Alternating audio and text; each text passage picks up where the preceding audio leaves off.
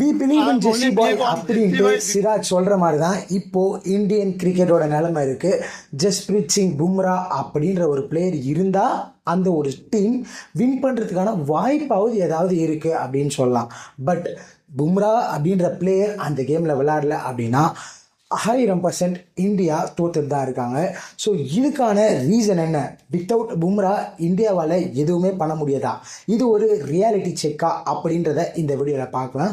பும்ராவை தாண்டி எந்தெந்த பவுலர்ஸ்லாம் இருக்காங்க, எதுக்கு இந்தியன் கிரிக்கெட் டீம் இன்னும் இவ்வளோ ரிலையண்ட்டாக இருக்குது அப்படின்றதையும் இந்த வீடியோவில் பார்க்கலாம். அண்ட் இந்த மாதிரி உங்களுக்கு இன்னும் நிறைய வீடியோஸ் வேணும்னு நினச்சிங்கன்னா மறக்காமல் நம்மளோட சேனலான ஸ்போர்ட்ஸ் பீடியா தமிழை சப்ஸ்கிரைப் பண்ணிக்கோங்க.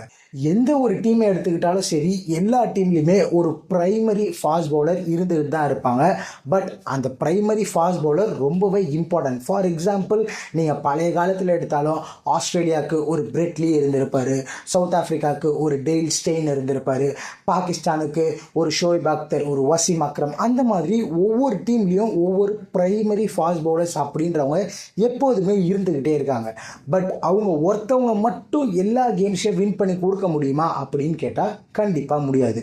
அவங்கள ரிவால்வ் பண்ணி ஒரு நல்ல பவுலிங் யூனிட்டாக இருந்தால் மட்டும்தான் அந்த டீம் சக்ஸஸ் பண்ண முடியும். ஃபார் எக்ஸாம்பிள், இப்போ வரைக்கும் ஆஸ்திரேலியன் டீம் ஒரு சக்ஸஸ்ஃபுல் டீமாக இருக்காங்க அப்படின்னா அதுக்கு ஒரு மெயினான ரீசன் அந்த ஒரு ஃபாஸ்ட் பவுலிங் ட்ரையோன்னு சொல்லலாம்.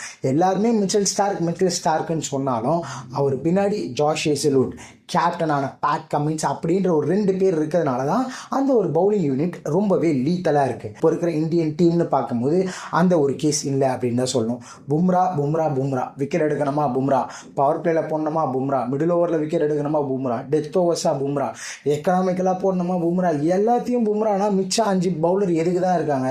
அந்த ஒரு கேள்வி தான் இப்போ வருது.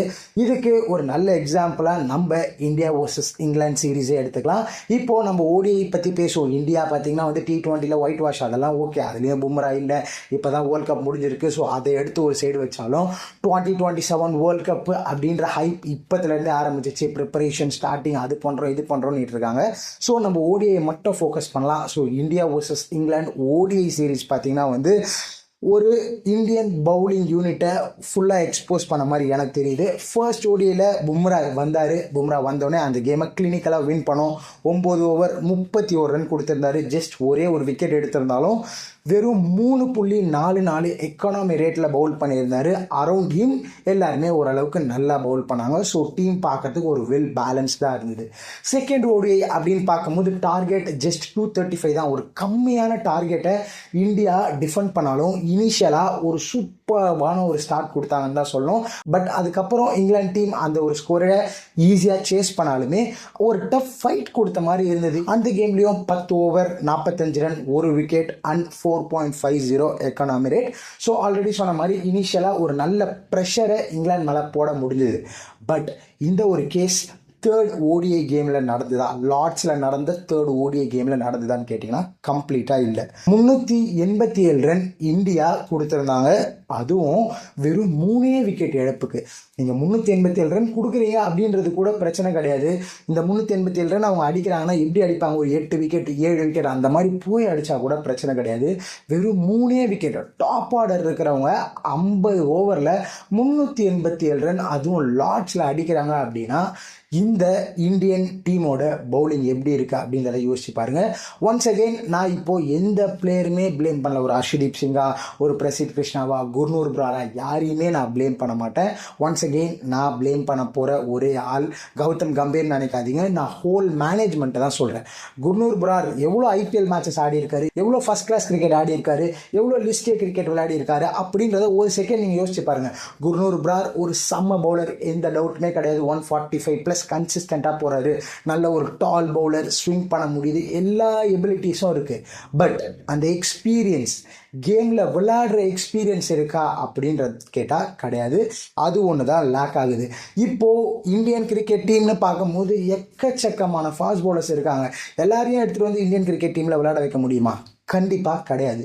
இந்தியன் டீமில் ஒருத்தவங்க விளையாடுறாங்க அப்படின்னா அதுக்கேற்ற பெடிகிரி இருக்கணும். அந்த மாதிரி ஃபாஸ்ட் பவுலர்ஸை நீங்கள் பிக் பண்ணி விளையாட வைக்கணும். அதுதான் உங்களோட வேலையை தவிர ஐபிஎல்ல ஒரு சிலவங்க நல்லா பவுல் பண்ணுறாங்க, சூப்பராக இருக்காங்க அப்படின்றதுனால எல்லாரையும் ஃபாஸ்ட் ட்ராக் பண்ணி உள்ளே எடுத்துகிட்டு வந்தால் இப்போ என்ன நிலைமையில இருக்கோ அதே மாதிரி நிலைமையில் தான் இந்தியன் கிரிக்கெட் டீம் இருக்கும். மிஷன் 2027 ஃபிட்னஸ், ஏஜ் அப்படி இப்படின்னு சொல்லி எக்ஸ்பீரியன்ஸ் அப்படின்ற ஒரு இம்பார்ட்டண்டான ஃபேக்டரை இப்போ இருக்கிற இந்தியன் கிரிக்கெட் டீமோட மேனேஜ்மெண்ட் மதிக்கவே மாட்டாங்களோன்னு எனக்கு தோணுது.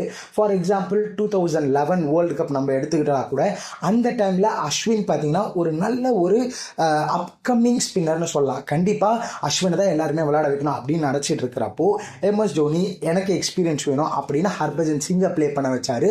அதுக்கேற்ற ரிட்டர்ன்ஸை நம்ம வாங்கணும். ஏன் அவ்வளோ தூரம் போவேனா? 2023 வேர்ல்டு கப் வச்சுருப்போமே, இந்தியாவில் நடந்த ஒரு வேர்ல்டு கப் எல்லாருமே பும்ரான்னு சொல்லுவீங்க. பட் ரியாலிட்டியில் ஆன் ஹைண்ட்சைட் பார்க்கும்போது பும்ரா மட்டும் அந்த டீமில் கிடையாது. பும்ராவை தாண்டி ஹையஸ்ட் விக்கெட் டேக்கர் யார் தெரியுமா? முகமது ஷமி. வெறும் 7 கேமில் 24 விக்கெட் எடுத்திருந்தார். பும்ரா 11 கேமில் 20 விக்கெட். அவ்வளோதானா அப்படின்னு கேட்டால் கண்டிப்பாக இதோட இந்த லிஸ்ட் முடியல. ஜடேஜா 11 கேமில் 16 விக்கெட். குல்தீப் 11 கேமில் 15 விக்கெட். முகமது சிராஜ் 11 கேமில் 14 விக்கெட். ஸோ இவங்க எல்லாருமே சேர்ந்து ஒரு டீமாக பெர்ஃபார்மன்ஸ் பண்ண ஒரே ரீசனால தான், என்னதான் ஹோம் கண்டிஷன்ஸில் மேட்ச் இந்தியாவுக்கு அட்வான்டேஜ் அது இதுன்னு சொன்னாலும் ஒரு டீமாக ஆஸ் ஒரு பவுலிங் யூனிட்டாக மொத்தமாக பர்ஃபார்மன்ஸ் பண்ணதுனால தான் ஃபைனல்ஸ் வரைக்கும் ரீச் ஆக முடிஞ்சுது. அகெயின் பும்ரான்னு நீங்கள் நினச்சிட்டு இருந்தீங்க அப்படின்னா 2027 வேர்ல்ட் கப்பை நம்ம மறந்து தான் ஆகணும். எனக்கு ஒரு டவுட் இருந்துக்கிட்டே இருக்குது. இப்போது இந்த ஒரு இன்எக்ஸ்பீரியன்ஸ்டான பவுலர்ஸை வச்சு தான் நம்ம 2027 வேர்ல்ட் கப்புக்குள்ளே போகிறோமா? ஆல்டர்னேட்டிவ் ஆப்ஷன்ஸ் அப்படின்னு பார்க்கும்போது நிறைய ஆப்ஷன்ஸ் இருக்காங்கன்னு சொல்லணும். 2 வருஷமாக புவனேஸ்வர் குமார் அப்படின்ற ஒரு ஃபாஸ்ட் பவுலர் பார்த்தீங்கன்னா கன்சிஸ்டண்ட்டாக ஐபிஎல்ல பர்ஃபார்மன்ஸ் பண்ணிட்டு இருக்காரு. IPL 2026 second highest wicket taker அவர் தான். 16 கேமில் 28 விக்கெட் எடுத்திருக்காரு. தென் சிராஜ்னு அடிச்சுக்கிறோம். அதுவும் இந்த மாதிரி ஓவர்சீஸ் வந்துட்டா சிராஜ் பார்த்தீங்கன்னா ஒரு ஒர்க் ஹார்ஸ்ன்னு சொல்லணும்.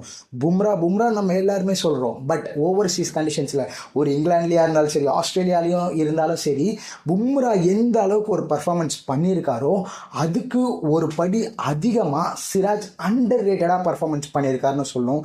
எவ்வளோக்கு எவ்வளோ ஸ்பெல் போட்டிருப்பாரு, 10 ஓவர் ஸ்பெல், 20 ஓவர் ஸ்பெல்னு ட்ராட் போட்டுக்கிட்டே இருந்தார். பட் அந்த மாதிரி ஒரு ஒர்க்காஸ், அந்த மாதிரி டீமுக்காக விளையாடுற ஒரு பிளேயருக்கு இப்போது இந்த ஒரு இந்தியன் கிரிக்கெட் டீமில் இடமே கிடையாது. 13 கேமில் 12 விக்கெட்.